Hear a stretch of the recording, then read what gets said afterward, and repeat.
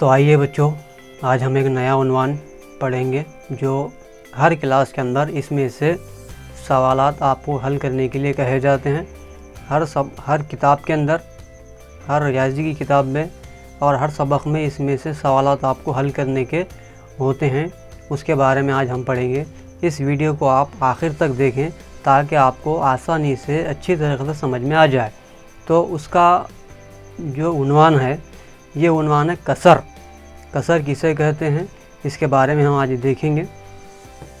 कसर, तो कसर की तारीफ़ कुछ इस तरीके से है कि कुल में से तकसीम किया हुआ हिस्सा, ये क्या कहलाता है? कसर कहलाता है। मिसाल के तौर पर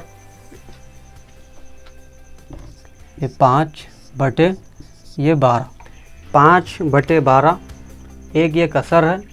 इसके अंदर जुमला नीचे लिखा जाता है और उसमें से हासिल कुर्दा को ऊपर लिखा जाता है। तो नीचे वाले को कुछ कहा जाता है और ऊपर वाले को भी कुछ कहा जाता है, यानी कि नीचे वाले को हम जो है नसब नुमा कहते हैं और ऊपर वाले को ये शुमार कुनिंदा कहा जाता है। ऊपर वाले को शुमार कुनिंदा कहा जाता है और नीचे वाले को नसब नुमा कहा जाता है।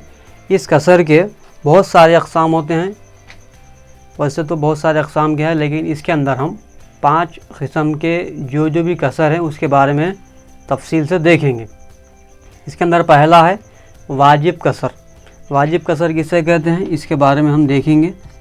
ये वाजिब, ये कसर, ये पहली किस्म है कसर की। तो वाजिब कसर किसे कहा जाता है?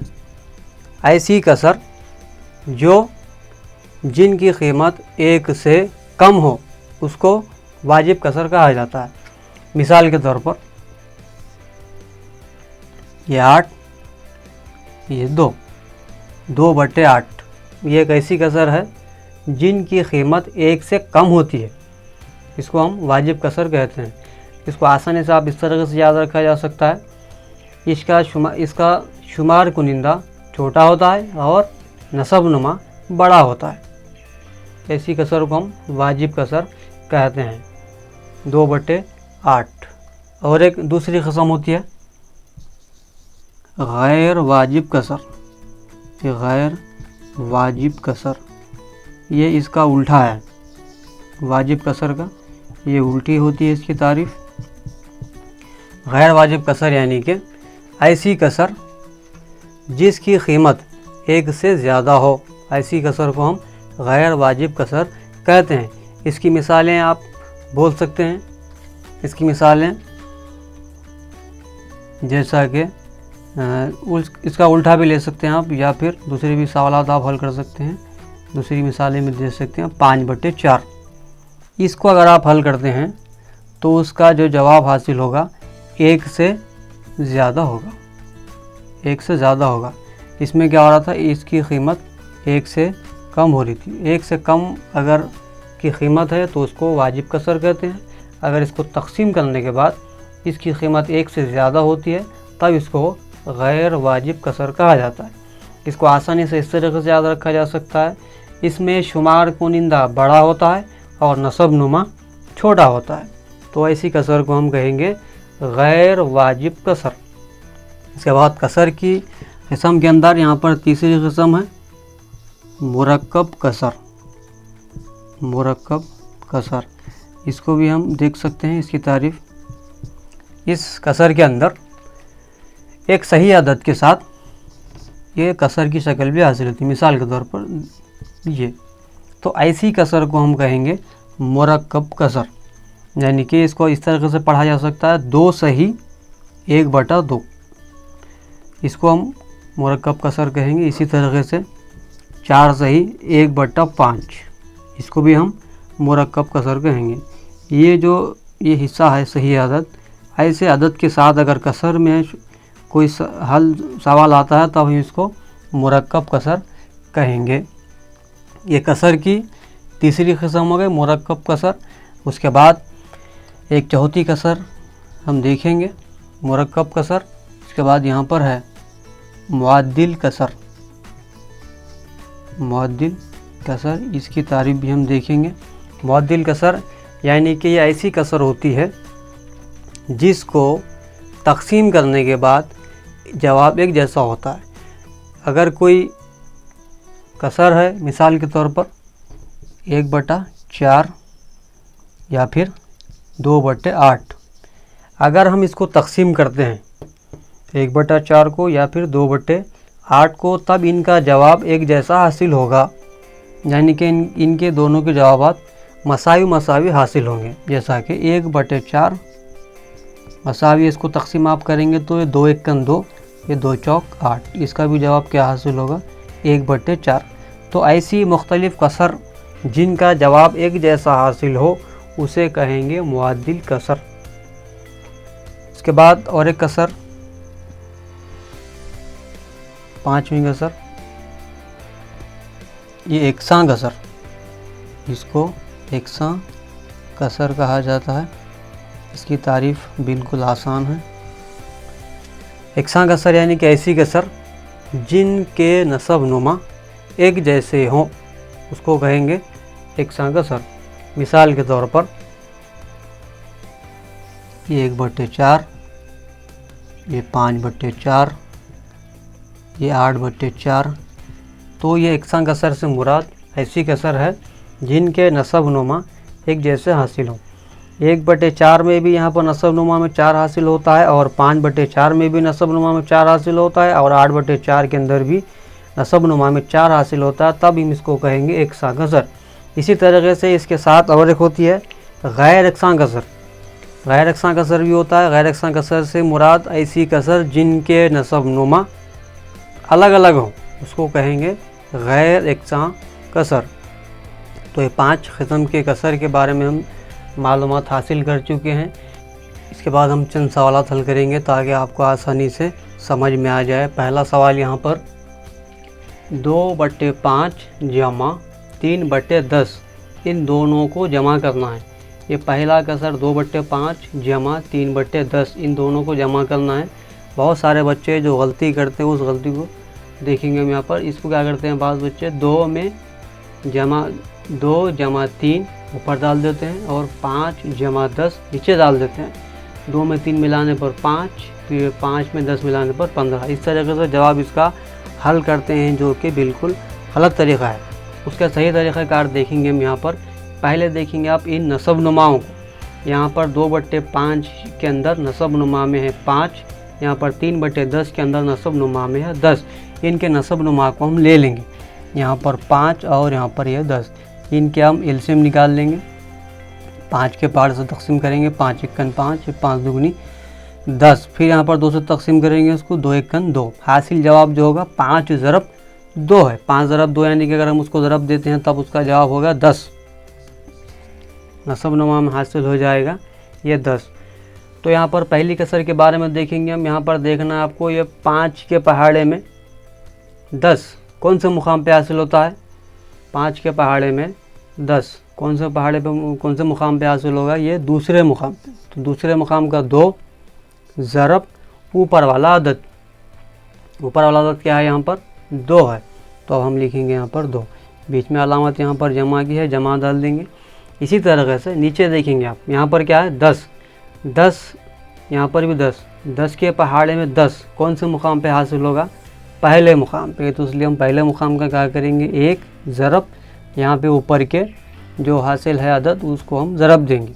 ज़रब ये 3, इनको आप ज़रब देंगे, 2 ज़रब 2, 2 दुगनी ये 4, जमा 1 ज़रब 3, 1 तिया ये 3 बटे 10 जैसा है वैसा। 4 में 3 जमा करने पर यहाँ पर 7 बटे 10। इस तरीके से हम इसको आसानी के साथ हल कर सकते हैं।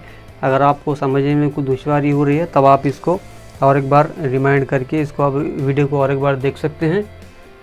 इसी तरीके से दूसरा सवाल हम देखेंगे, जो कि ये कौन सी कसर के अंदर आप पहचान सकते हैं, ये है मुरक्कब कसर। इससे पहले हम कसर की अक़साम में देखा था कि मुरक्कब कसर किसे कहते हैं। इस तरीके का सवाल भी आपको सवालात के अंदर आ सकता है और इस तरीके का भी सवाल आपको हल करने के लिए आ सकता है। तो हम देखेंगे यहाँ पर 2 सही 3/4 जमा 5 सही 1/2 को किस तरीके से हल किया जाता है। तो उसको पहले हम इस मुरक्कब कसर को गैर वाजिब कसर में बदलेंगे। तो उसका तरीक़ेकार क्या है, ये पहले जो 4 है यहाँ पर 4 से 2 को ज़रब देना होगा, जो हासिल जवाब होगा उसको उसमें 3 जमा करना पड़ेगा। मिसाल के तौर पर यहाँ पर आप ज़रब देंगे 4 ज़रब 2, 4 दूनी ये 8 हो जाएगा। 8 में फिर आप 3 मिलाएंगे, ये 11, ये 11/4, फिर जमा की अलामत है यहाँ पर जमा डाल देंगे। ये भी इसी तरीके से आप बोलिए एक दफ़ा। हाँ, तो 2 पंजे 10, 10 में 1 जमा कीजिए, ये भी 11 हो जाएंगे। 11/2, 11/2। अब यहाँ पर एक शक्ल में हासिल हुआ जवाब, आम शक्ल में आ गए गैर वाजिब कसर में। अब हम इसको क्या करेंगे, इसी तरीके से इसको हल करेंगे। नसब नुमाओं का आप एलसीएम ले लेंगे। नसब नुमा में यहाँ पर 2 और 4 है। इस तरीके से आप 2 से इसको तकसीम कर सकते हैं। 2 एकन 2, ये 2 दूनी 4, फिर ये 2 से तकसीम करेंगे, ये 2 एकन 2। अब हासिल जो जवाब है उनको आप ज़रब देंगे, 2 ज़रब 2, 2 दूनी 4 हो जाएगा। अब हम नीचे लिखेंगे यहाँ पर 4। फिर आपको वही तरीक़ेकार को अपनाना होगा जिससे इससे पहले आप तरीक़ेकार को अपनाए हैं। 4 के पहाड़ में 4 कब आएगा वो देखेंगे आप। ये 4 के पहाड़ में 4 यहाँ पर पहले मुकाम पे हासिल होगा। पहले मुकाम का 1 ज़रब यहाँ पे ऊपर का हासिल अदद 11, उसको आप ज़रब देंगे। जमा के अलामत है यहाँ पर आप जमा डाल देंगे। फिर यहाँ पर देखेंगे आप, ये 2 के पहाड़े में 4 कौन से मुकाम पे हासिल होगा, ये दूसरे मुकाम पे। दूसरे मुकाम का 2 ज़रब ये ऊपर वाला अदद, ऊपर वाला अदद के यहाँ पर ये 11। अब आप इसको ज़रब दे देंगे, 11 ज़रब 1, 11 एकन 11, फिर जमा ये 2 ज़रब 11, 11 दूनी है 22। इस तरीके से आप जमा कर सकते हैं इनको।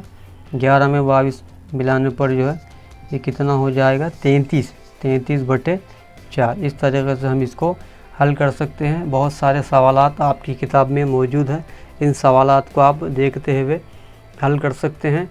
इसी तरीके का और एक सवाल हम देखेंगे यहाँ पर सवाल नंबर 3, सवाल नंबर 4, इनको इस्तेमाल करते हुए आप हल कर सकते हैं। इस तरीके का सवाल भी आपको आ सकता है, यानी कि 6 जमा 4/3 एक सही अदद है। ये सही अदद के अंदर आपको जमा करना है कसर।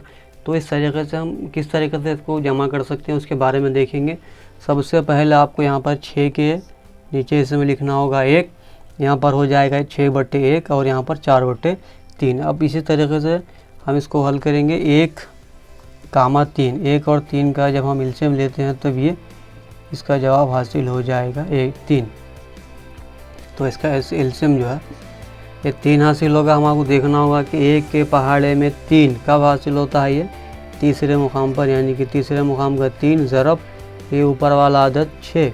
फिर यहाँ पर अलामत जमा की है, अब जमा डाल देंगे। फिर देखेंगे यहाँ पर 3 के पहाड़े में 3 कौन से मुकाम पे हासिल होता है, पहले मुकाम में। पहले मुकाम का 1 ज़रब ये ऊपर वाला अदद 4, 3 ज़रब 6, 6 तिया यहाँ पर 18, फिर जमा ये 4 एकन 4 या बटे 3। 18 में आप 4 मिला देंगे, ये हो जाएगा 22, 22/3। इस तरीके से हम इसको हल कर सकते हैं। एक सही अदद और एक कसर में जब सवाल देता है तब हम इसको इस तरीके से हल करेंगे। यहाँ पर है एक मुरक्कब कसर और यहाँ पर एक अदद है, उन दोनों को किस तरीके से हल करेंगे ये भी हम सीखेंगे। पहले तो इसको गैर वाजिब कसर में बदलना पड़ेगा। ये 4 दूनी 8, 8 में 3 मिलाने पर ये 11, 11/4 जमा यहाँ पर 5। तो जिस तरीके से हम इस सवाल के अंदर हल करे थे इसमें भी हम लिखेंगे 5/1। 5/1 लिखने पर उसका जवाब होगा 5 ही होगा उसका जवाब। इसको हम 5/1 लिख सकते हैं, लेकिन 1/5 इसको नहीं लिख सकते। इस तरीके से आप देखेंगे यहाँ पर, तो इसका एलसीएम भी आपको देखते ही मालूम हो जाएगा कि इसका एलसीएम 4 हासिल होगा। तो हम देखेंगे 4 के पहाड़ में 4 कब आता है, पहले मुकाम पर। पहले मुकाम का 1 ज़रब ये ऊपर वाले ये 11, यानी कि शुमार कुनिंदे का 11, फिर जमा यहाँ पर आप देखेंगे 1 के पहाड़ में 4 कब हासिल होता है, ये चौथे मुकाम पर। चौथे मुकाम का 4 ज़रब ये शुमार कुनिंदा यहाँ पर है 5, 1 ज़रब 11 यानी कि 11, फिर जमा 4 ज़रब 5, 4 पंजे ये 20/4। अब 11 में आप क्या करेंगे, 20 को जमा करेंगे, ये हो जाएगा 31/4। तो इस तरीके से हम इसको हल कर सकते हैं। ये एक पहले हिस्से के अंदर हम देखें कि कसर क्या है, कसर के अक़साम क्या है और इन कसर को जमा करने का तरीक़ेकार क्या है, इसके बारे में हम सीख चुके हैं। और अगले वीडियो में हम तफ़रीक़, ज़रब, तक़सीम इस कसर के ज़रिए से किस तरह से कर सकते हैं, इसके बारे में तफ़सीली तौर पर देखेंगे। अस्सलाम वालेकुम।